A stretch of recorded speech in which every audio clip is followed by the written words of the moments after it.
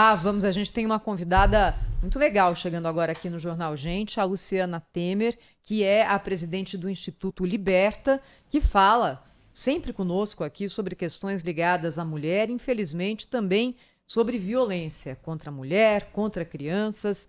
Vai chegar um dia, viu, Luciana, que essa semana do Dia Internacional da Mulher, a gente vai poder abordar outras pautas, mas isso ainda não chegou.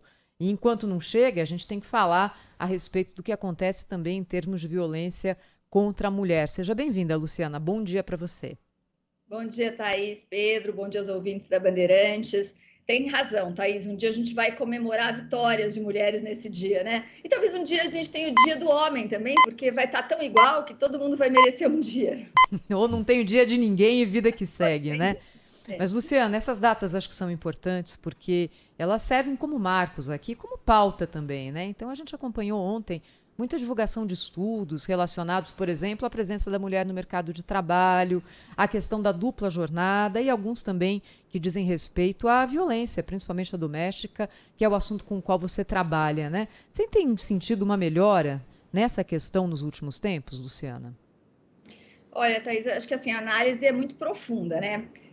Hoje a temática que eu trabalho diretamente no Liberta é violência sexual infantil, que tem um recorte de gênero, porque a maioria das vítimas são meninas, meninas de até 13 anos de idade, né? Para os ouvintes só que não sabem desse dado, a maioria dos estupros no Brasil não é praticado contra mulheres, mas contra meninas de menos de 13 anos de idade, 61,4%. Mas vamos voltar para a questão das mulheres. Eu fico escutando essas notícias e eu fico pensando o seguinte: o quanto a gente ainda está tentando atacar a doença, né? Quer dizer, na verdade, o sintoma, mas não a doença, o efeito, mas não a causa. Todas essas medidas de proteção à mulher contra a violência doméstica, saiu agora o relatório que mostra que as mulheres, na verdade, 8 mulheres a cada na verdade, o dado exatamente é 8 a cada 24 horas são vítimas de alguma violência doméstica. Isso é absolutamente inaceitável. E aí a gente pega a Lei Maria da Penha, a gente pega a lei de feminicídio, mas a gente ainda está olhando para a questão da violência depois que ela acontece. O que a gente faz com essa violência depois que ela acontece? E a gente tem que começar a olhar como fazer para essa violência não acontecer. E aí você fala de mercado de trabalho e a gente tem certeza absoluta que a independência financeira é muito importante para a mulher não ficar submetida à violência, Thaís. Luciana, bom dia, é o Pedro. Queria que você falasse um pouquinho aqui a respeito do seu trabalho aí no Instituto sobre os graus de violência. Porque durante muito tempo nós imaginávamos e puníamos e discutíamos aqui num programa de rádio apenas a violência extrema. Talvez o mais repugnante dos crimes, que é o crime de estupro e as suas modalidades ligadas à violência sexual. Mas nós temos hoje, né, depois de estudos, divulgação, níveis de violência. Às vezes a violência ela não chega a ser física, mas atinge em cheio também o âmbito familiar, essas meninas e as mulheres principalmente. Como é que é o estudo a respeito disso? Quais são os sinais que podem ser emitidos de que uma mulher está sendo abusada de alguma forma?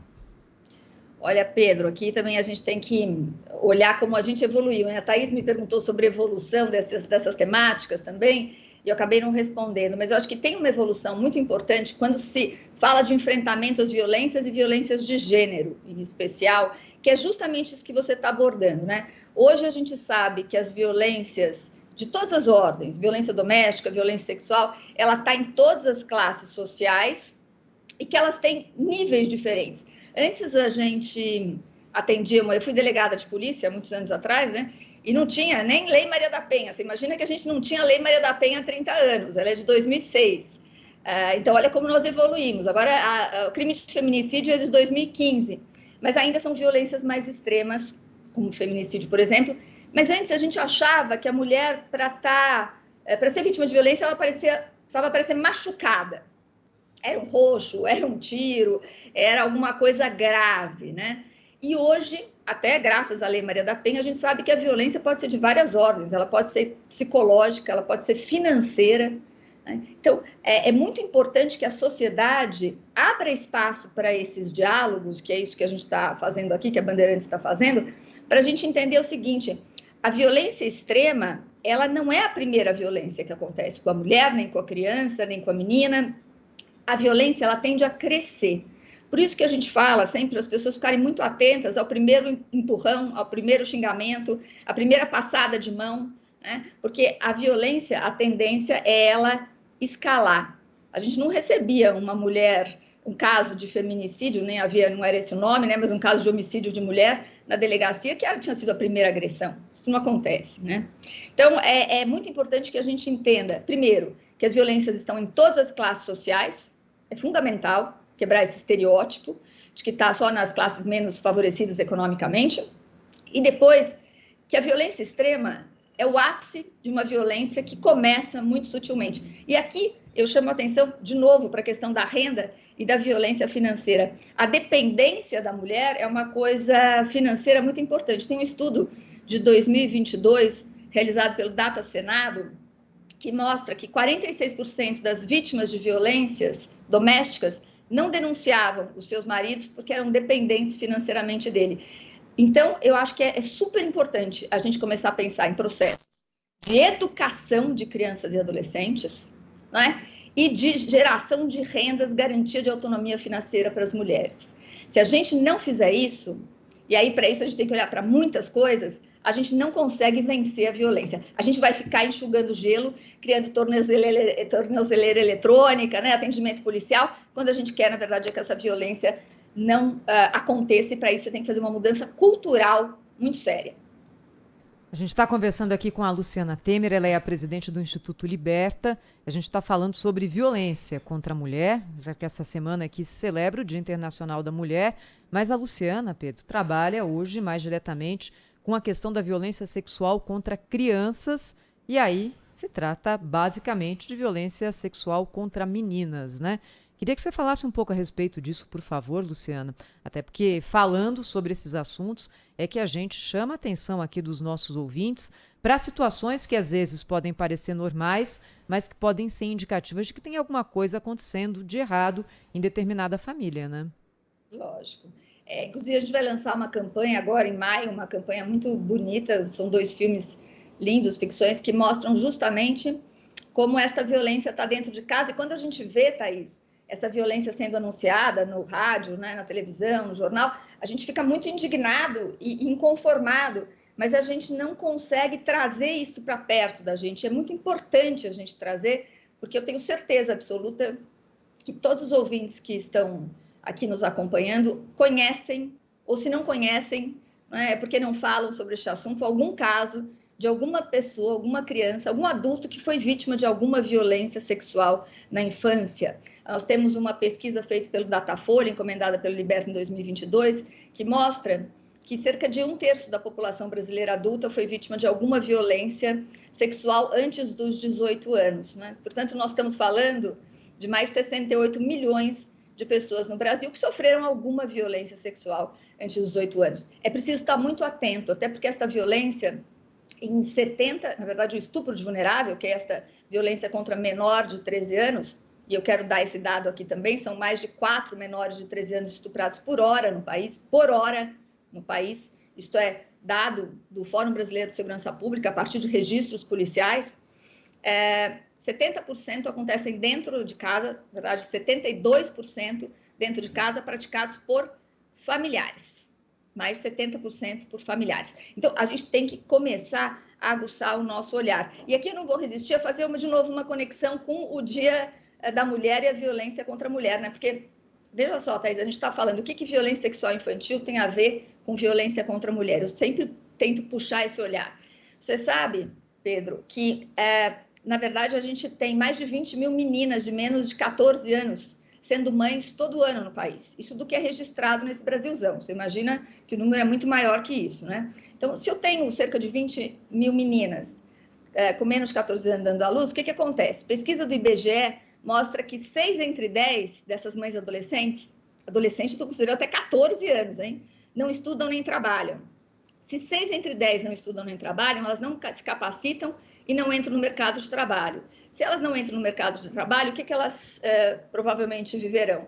A dependência financeira de algum homem. E aí, chegamos de novo na questão da violência contra a mulher. Por isso que eu comecei aqui a minha fala no programa, chamando atenção para o fato de que quando a gente vê essas notícias de enfrentamento, elas são importantes, mas a gente está falando do sintoma da doença. A gente tem que atacar a origem da doença. E a origem da doença é cultural. A gente está falando de educação. Queria que você trouxesse para a gente aí exemplos, né? Hoje, por exemplo, apesar desse número alto que você está trazendo aí de abuso, né? 61% dos casos cometidos contra menores de 13 anos, nós temos avanços nessa luta, certamente. As meninas, principalmente, estão mais orientadas, elas têm hoje canais para se livrar e, de alguma forma, fugir dessa situação de perigo, de algum tipo de abuso. Lá no Instituto, vocês têm acesso a esses casos práticos, né? Talvez um caso prático, claro, né? Preservando aqui o nome da vítima, não é esse o objetivo, mas contando a história, a gente desperta na transmissão no rádio um exemplo que pode servir para uma outra jovem, adolescente, mulher que esteja na mesma situação, né, Luciana? O Pedro, você sabe que, na verdade, o Instituto ele é um Instituto de Comunicação e Conscientização, a gente não trabalha com vítimas. Mas sim, lógico que a gente sabe de muitos casos e conversa muito sobre questões concretas. Então, eu vou dar um exemplo aqui, porque eu estou dando esses dados medonhos, mas, no fundo, a gente é muito otimista, sabe? A gente acredita em prevenção. A gente acredita muito no processo de prevenção, por isso eu vou contar um caso de prevenção. Tem uma escola aqui na Vila Leopoldina, em São Paulo, que trabalha lindamente com esta questão. Pouquíssimas escolas trabalham com a questão das violências, e especialmente da violência sexual. Mas essa escola, ela atende um público muito vulnerável, apesar de ser uma escola privada, ela tem 70% de pessoas bolsistas, então é um trabalho lindo. E uma menina de 12 anos, ela foi dormir na casa da irmã, e acordou com um cunhado na cama dela. Ela saiu gritando, correndo, fez um escândalo, enfim, denunciou o cunhado. E no dia seguinte, quando ela foi à escola, ela falou: eu fiz isso porque eu entendi que ele não podia estar ali. Ele não podia estar ali. Os ouvintes podem estranhar, falar, mas é lógico que o cunhado não podia estar lá. Pensem comigo aqui. A gente está falando, não é de uma pessoa estranha que chega na cama de uma menina de 7, 8 anos de idade. A gente está falando de um homem conhecido, confiável, que integra a família. Então, e aqui, lógico, a menina tinha 12 anos, mas isso acontece com meninas de 5, 6, meninos. A maioria dos meninos que sofrem essa violência tem entre 5 e 9 anos de idade. Quando você, Pedro, alerta a criança sobre a possibilidade, quer dizer, informa, não é alerta. Quando você informa a criança tem como se defender. Porque a maioria dessas violências acontece em cima do desconhecimento da criança. E aqui eu convido os ouvintes a entrarem no site do Instituto Liberta. A gente tem uma ala lá do site que fala como falar, né? Como entender, como explicar. Por quê? Porque tem livros, tem materiais, tem filmes que, sem falar sobre sexo nem sobre violência, você consegue despertar na criança a percepção de quando algo está errado e ela precisa comunicar. Então, isso no aspecto de crianças pequenas. Em relação aos adolescentes, aos jovens, né, as meninas e meninos, na verdade, hoje há, sim, uma consciência maior, por um lado. Por um outro lado, eles estão vivendo uma era, estamos todos nós vivendo, né, uma era... a gente brinca que soft pornô, porque, na verdade, a pornografia está em todos os espaços, isso naturaliza determinados comportamentos, e jovens ficam em situação de violência sem se dar conta, porque eles cresceram aprendendo o que é sexualidade a partir da pornografia. Então, se eu tenho um conselho que eu possa dar aqui para os ouvintes primeiro, entendam sobre esta violência para conversar com seus filhos, sejam pequenos, sejam jovens, porque esta é a única forma de proteção e prevenção. É o que a gente acredita. Luciana, você trouxe para a gente aqui números muito preocupantes sobre violência doméstica, sobre gravidez em meninas de menos de 14 anos de idade. E aí eu queria te perguntar o seguinte, isso é uma situação do Brasil. Como é que o Brasil hoje se posiciona em relação a outros países nesse assunto? Ou isso extrapola fronteiras? Olha, a violência sexual, ela existe no mundo inteiro, né? Que aqui, lógico que a gente está falando muito rapidamente. Eu também vou convidar aqui, se me permite, Thaís, os ouvintes, a gente está falando Claro. de um serviço, prestação de serviço público. O Liberta, junto com a Fundação Dom Cabral, nós montamos uma aulinha que está lá no site da Fundação Dom Cabral. É um curso online gratuito. Na verdade, assim, os são pagos, mas este é gratuito, foi o meu acordo com a Fundação Dom Cabral. São 5 episódios de 5 minutos, onde eu explico os diferentes tipos de violência e como ajudar a prevenir, né? Para compreender e prevenir. Então, convido os ouvintes a acessarem e ouvirem. Mas, Thaís, assim, a gente está falando de um crime aqui que é o estupro de vulnerável. É uma das formas de violência. Esta existe no mundo inteiro e com essas mesmas características. Vítimas de todas as classes sociais, abusadores de todas as classes. Mas com essa alta prevalência também, Luciana?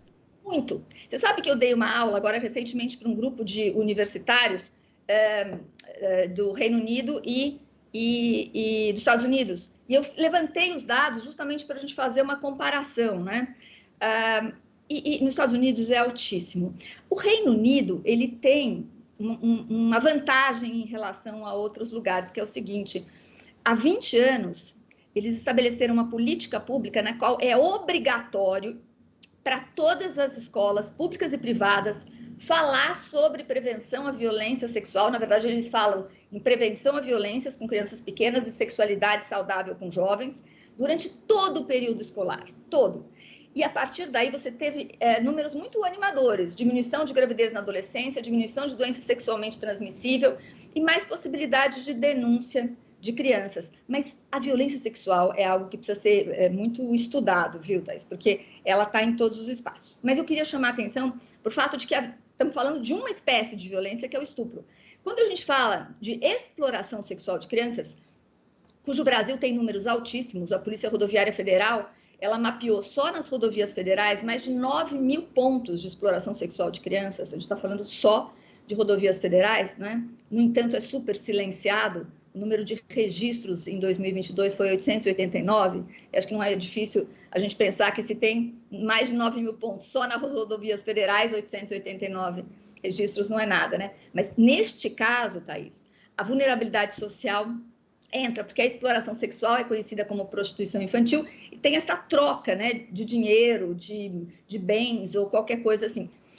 Aí você tem uma diferença entre os países mais economicamente desenvolvidos, né, e os que têm maior vulnerabilidade social, porque a exploração sexual, lógico, tem vítimas de maior vulnerabilidade social e abusadores de todas as classes sociais. Então, é muito complexo para explicar tão rapidamente. Mas o abuso, o conhecido como abuso, ele tem no mundo inteiro e a prevalência é muito alta. Agora, os países que têm conseguido enfrentar isto melhor têm feito por meio da educação. Nós estamos conversando aqui no Jornal Gente hoje com a diretora-presidente do Instituto Liberta, Luciana Temer, que está falando, né, sobre violência contra a mulher, contra a criança, contra a adolescente, trazendo para a gente aí contextos a respeito do estudo e a necessidade de uma prevenção, porque mecanismos hoje para punir quem está relacionado a esses abusos nós temos na legislação, mas está faltando, né, uma parte maior que é impedir que nós tenhamos que usar a Lei Maria da Penha, usar a lei que pune, por exemplo, com rigor maior a questão do feminicídio e tudo mais. Me chamou muito a atenção quando você falou de famílias desestruturadas, questão de classe social, porque a gente tende a imaginar, né, que isso acontece na favela, isso acontece onde as pessoas têm menos condições, as famílias têm menos recursos. Mas qual que é a importância também e qual o papel da família nessa rede de prevenção e de proteção? E também já emendo a pergunta aqui, que eu não sei se eu vou ter tempo para fazer mais uma, Luciana, sobre crianças que são abandonadas, né? Essas que vão hoje no Brasil, uma rede de acolhimento, ou essas também acabam sendo vítimas dessa exploração pela situação que ficam depois de serem abandonadas pelos pais? Bom, vamos lá. Tem 3 horas aí, Pedro, para a gente responder? Vou tentar responder as duas questões de forma sucinta. É o seguinte, Quando a gente olha para o papel da família, a gente defende muito que a família tem que naturalizar a fala sobre essa temática.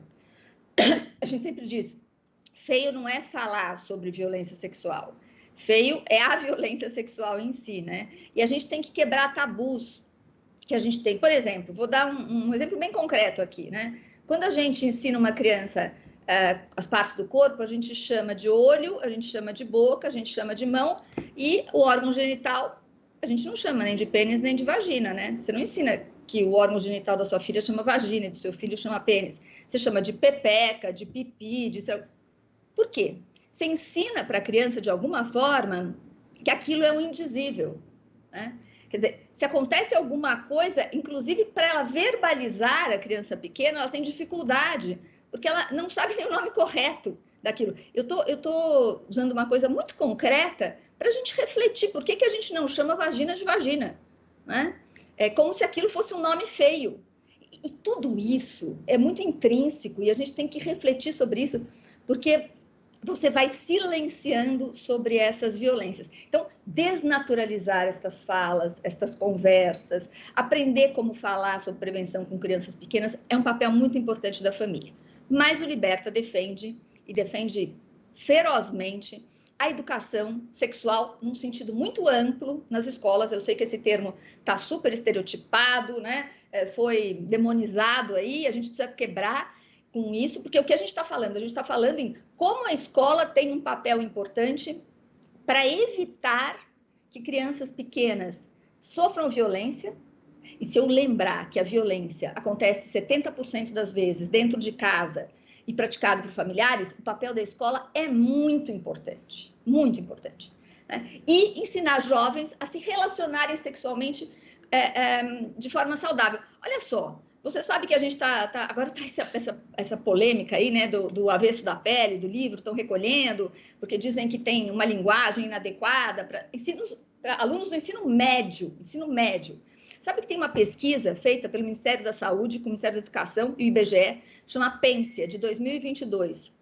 O PENSE mostrou que a maioria dos jovens começam a ter relação sexual, as meninas aos 14 anos, os meninos aos 13 anos de idade. Portanto, quando você fala de ensino médio, os meninos já estão nessa história há muito tempo. A gente precisa quebrar essas hipocrisias para falar de forma verdadeira. A família é muito importante, tem um papel importante, mas a escola é fundamental. Então, essa primeira pergunta. A segunda é, o que fazer com essas crianças abandonadas? Bom, existe uma política pública de acolhimento de crianças, né? Uma política do SUAS, do Sistema Único de Assistência Social, que são os acolhimentos, tanto de crianças que foram abandonadas, como você diz, ou crianças que foram retiradas da família por situação justamente de violência intrafamiliar. A gente está falando aqui da Lei Maria da Penha, mas quando a gente fala de criança, a gente tem que lembrar da Lei Henri Borel, né? Que foi promulgada também, é um paralelo da Lei Maria da Penha, que reconhece, da mesma forma que a violência contra a mulher é preponderantemente doméstica, intrafamiliar, a violência contra a criança também é preponderantemente doméstica e intrafamiliar.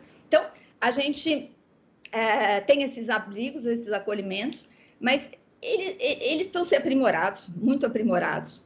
As crianças em situação de rua, elas existem, né? Porque é disso que a gente está falando. Quando a criança não está na família, quando a criança não está no abrigo, a criança está na rua. E, logicamente, que a fragilidade social e econômica agrava este quadro, agrava muito este quadro. Então, sim, nós temos crianças em situação de rua. As crianças em situação de rua, elas ficam muito sujeitas à exploração sexual, não é? E eu convido os ouvintes a assistirem um filme terrível chamado Anjos do Sol, é um filme brasileiro de 2009, muito duro, mas muito importante, que na verdade fala de tráfico de crianças. Existe ainda, isso existe, tráfico de crianças para escravidão sexual nos garimpos, em outros espaços. É importante que a gente saiba que existe essas situações radicais e existe a criança que está vendendo bala no farol, que é uma menina bonita e que pode facilmente ser explorada, ou um menino explorado sexualmente. Então, a gente precisa aprimorar muito todos esses sistemas de garantias de proteção de crianças e adolescentes. Só voltando, a garantia da proteção é fundamental, tanto para evitar a violência, quanto para dar conta dela depois que ela ocorre. Luciana, para a gente terminar aqui a nossa conversa, olha, dava para ficar com você aqui horas e horas, porque é um assunto muito complexo e acho que mexe com todos nós, não é? E eu queria fazer a pergunta aqui que me vem como mãe, não é? Como é que a gente conversa sobre isso com os nossos filhos, né? Às vezes com criança que você fica com medo de passar do limite, de colocar mais informação ali do que a criança consegue processar, ou de criar algum tipo de medo, enfim. E com adolescentes também, né? No meu caso, eu sou mãe de adolescente, a gente sabe que o adolescente é mais refratário a partir de um determinado momento ou qualquer coisa que vem ali dos pais, aquele momento da contestação. Então, às vezes, você está falando uma coisa e o efeito é o contrário. Como é que você ajuda aqui o ouvinte, a ouvinte da Rádio Bandeirantes, que também está acompanhando, fala, puxa, eu queria ser mais assertivo com meu filho a respeito disso, mas não sei como começar. Não é fácil, viu, Thaís? Eu brinco, os meus filhos estão com 21, 22 anos, eu falo, graças a Deus, quando eles eram pequenos eu nem sabia disso, eu nem estava conectada nisso, e acho que eu falhei muito, nunca fiz essas conversas com eles, mas hoje eu vejo o quanto é fundamental fazer. E aqui eu vou convidar de novo você, Thaís, para ir ao site do Instituto Liberta. Eu sempre falo o nome errado, o pessoal quer me matar, porque eu não sei se é como falar, como aprender, eu não consigo lembrar o nome. Mas tem uma ala lá que é entenda e converse, entende e fala, alguma coisa assim. Porque é fundamental, quando você for conversar com o seu filho, sua filha, que você primeiro entenda do assunto. Porque, veja, com um adolescente, você vai começar a falar numa linguagem que é ridícula para ele, né? Você vai falar, sei lá, de aprender a fazer filho, quando ele já assistiu um monte de filme pornográfico no celular. Tem um estudo americano que mostra que as crianças, especialmente os meninos, começam a assistir filme pornográfico aos 11 anos de idade. Então, quando aos 12 você quer conversar com seu filho sobre como é que nascem os bebês, esquece, né? Porque, enfim, ele já assistiu um monte de filme pornográfico e já entendeu de outra forma. Então, até acha que o bebê não nasce, né? Nessas alturas do campeonato, porque, enfim, mas é fundamental entender o problema. A gente falou de dois tipos de violência aqui, mas hoje eu diria que a que mais atinge a todos, especialmente, né, as pessoas que têm uma classe social mais favorecida e tudo, é a violência virtual. A gente nem falou da violência virtual. É importante entender essa violência, por isso eu convido a realmente ler sobre ela e aí encontrar o material adequado. Lá a gente fez uma curadoriazinha de se meu filho tem 5 anos, tem vídeos do canal Futura maravilhosos com bonequinhos que podem ajudar muito você nessa conversa com seu filho, quando seu filho e sua filha é pequena. Depois você tem diálogos para serem feitos. Tem um curso muito bom, o problema é que ele está em inglês, a gente está tentando traduzir, da Gayle Dines, que é uma socióloga americana, chama Cute Reframed, mas a gente está tentando traduzir aqui para o Brasil, que ensina como falar sobre pornografia com seus filhos adolescentes. Então, existem canais, só que, Thaís, a primeira coisa, as pessoas têm que entender essa violência, entender como é que ela chega perto do seu filho e da sua filha para poder conversar. Por exemplo, não saia com estranhos. Mentira, 70% é parente. Não adianta falar, não é? Não saia com uma pessoa estranha ou não fale com uma pessoa... Lógico, é importante falar isso também, mas não é sobre uma pessoa estranha. A violência sexual não é sobre uma pessoa estranha, é sobre uma pessoa que essa criança gosta. E se você não falar que essa criança pode ser abordada por alguém que ela goste muito, e pode acontecer algo que não doa, porque também é muito importante que as pessoas entendam que nem sempre a violência sexual, ela dói. Lembra aquela história da gradação da violência que a gente falou? Então, a violência começa como uma brincadeira. Se a criança não sabe o que está acontecendo, ela pode gostar daquela brincadeira com a pessoa que ela gosta e confia. Então, tem que entender tudo isso para poder conversar direito e de forma efetiva com crianças e adolescentes. Nós conversamos no Jornal Gente deste sábado com a Luciana Temer, que é diretora-presidente do Instituto Liberta, que trouxe dados, orientações para ela não tomar bronca do pessoal lá do Instituto. É o que fazer, tá bom? Lá no site. Lá você tem as formas de prevenção para falar com crianças e com adolescentes, viu, Luciana? Tá dado aqui o recado certinho. Obrigado pela entrevista. Um grande abraço, bom sábado aí para você. Até uma próxima oportunidade. Obrigada a vocês pela oportunidade de falar sobre esse assunto. Muito obrigada.